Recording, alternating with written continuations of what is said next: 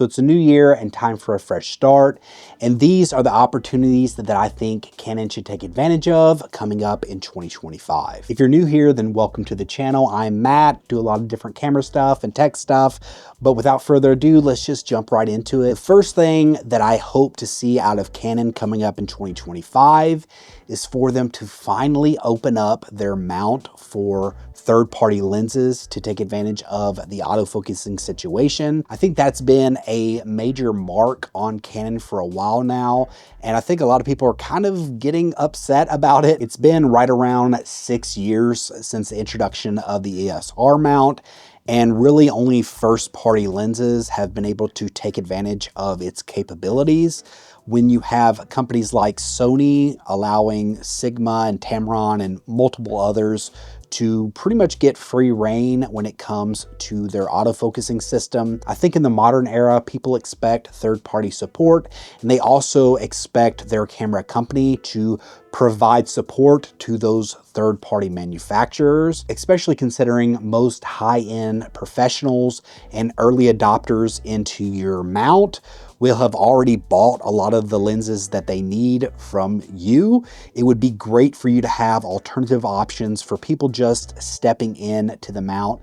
And I'm not saying don't bring in great lenses from Tamron and Sigma, like the 35 to 150 f 2 to 2.8. That's a great lens that I don't think Canon has anything to really compete with that right now. So I just want a lot of support across the board, and not just in the APS-C range, but also in the full frame range. And one opportunity that I think Canon has to go above and beyond is to even go further than Sony, unlock it almost completely.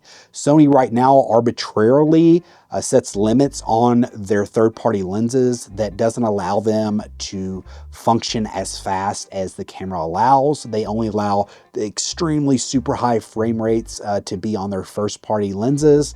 And if Canon, you can get rid of that completely and just let the lenses be as fast as they can possibly be, I think you would have a leg up on the competition. And I think it would bring in a lot of goodwill to Canon in general. Now, moving on to another opportunity that I believe you have, and I hope that you take advantage of, is for you to bring out the more mythical version of an APS-C camera with a global shutter. I do not know if that would be a R7 or if you would have a whole new category, an R4 or R2 or whatever you would call it. But I do think that it makes a lot of sense for your first global shutter to be in an APS-C camera.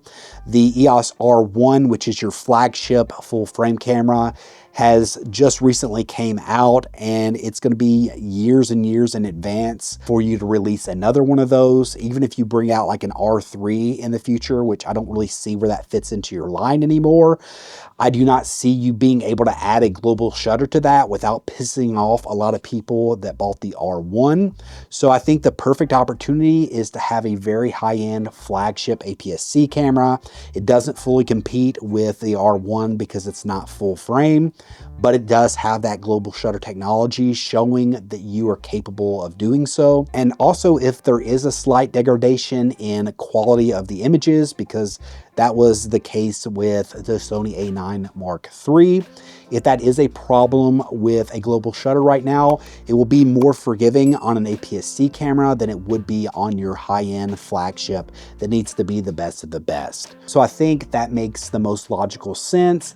And it also would mean that you would probably dominate in the APS-C range because there's nobody else doing that at the moment, and I don't foresee anybody else doing that anytime soon. Now, moving on from the mythological camera to a camera that is very highly rumored to happen and is almost a guarantee, and that is the Canon EOS R6 Mark III. I really hope that with the Canon R6 Mark III, you do not just take a minimalist approach to the upgrade, not just an evolution, but a revolutionary camera.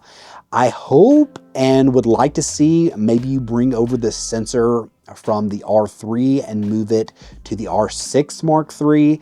I think no one has a sensor that is quite that powerful in that general price range.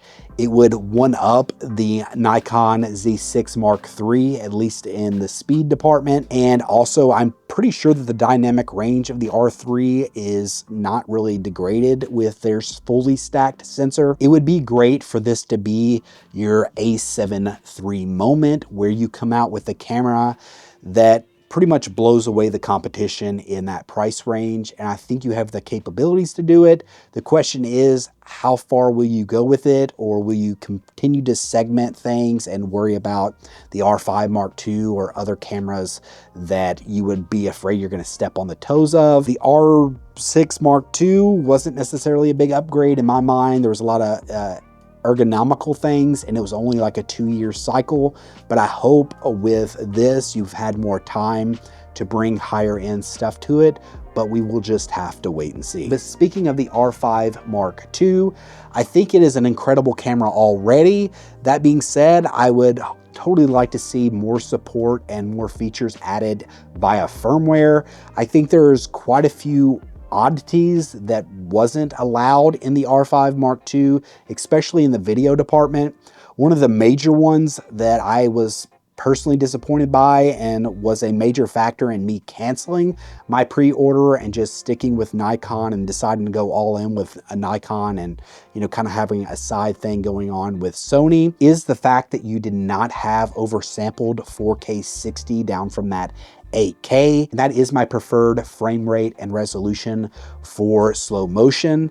And it's kind of weird. It seemed like something that absolutely could have been in the camera. It's something that was in the R5C, which came out a couple of years ago. The camera does 8K 60, which shows that it's capable of it, but it only does it in RAW, which means that the file sizes are absolutely enormous. With the 4K 60 oversampled, it would somewhat solve that. Still big files, but much better than full-on 8K 60.